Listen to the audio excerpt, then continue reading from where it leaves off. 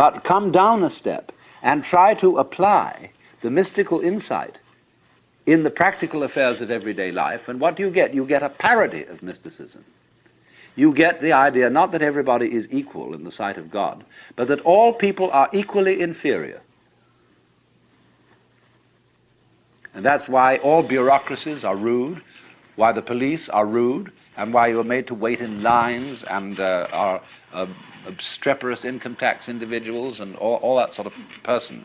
Because everybody's a crook. Everybody's equally inferior. See, that becomes the parody of democracy. And that kind of society, watch out for it. It turns in a quick click into fascism because of its terror of the outsider. Now, a free and easy society loves outsiders. In fact, it's a little bad for the outsider's integrity because he becomes a holy man, see? And people make salams and give him food and all that. They really take care of the outsider because they know that man is doing for us what we haven't got the guts to do. That outsider who lives up there in the mountain is at the highest peak of human evolution. His consciousness is one with the divine. And great, just there is someone like that around. It makes you feel a little better. He has realized, he knows what it's all about. And so we need a number of those people. Even though they don't join our game, they tell us, you see, what you're doing is only a game. It's okay, I'm not going to condemn you, but it is only a game, and we up on that mountaintop are watching you. We love you, we have compassion for you, and but excuse, please, we aren't going to join. So that gives the community great strength, because it tells the government in no uncertain terms that there's something more than government. That's why wise kings kept not only priests, but court fools. The court fool is much more effective than the priest, to remind the king that after all he's human. And you know how in Richard II, where the fool is called the antic, the king says, "Within the hollow crown that rounds the mortal temples of a king keeps death his watch." And there the antic sits, scoffing at his state and grinning at his pomp, allowing him a little time to monarchize, be feared, and kill with looks.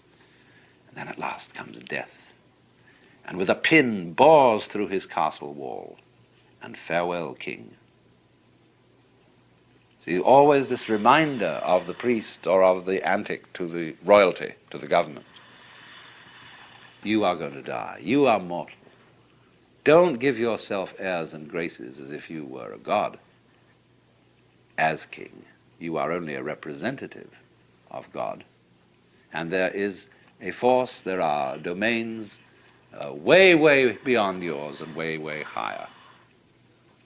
But it's very difficult for a Republican government to realize that, because it's insecure. And therefore, in our present world, you cannot abandon nationality without the greatest difficulty.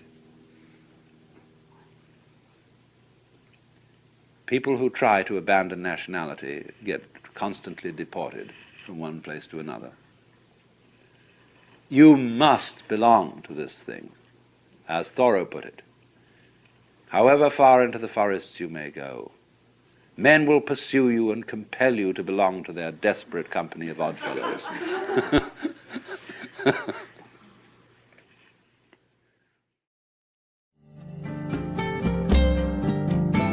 This concludes Session 10 of Out of Your Mind, Essential Listening from the Alan Watts Audio Archives. Our program continues with Session 11.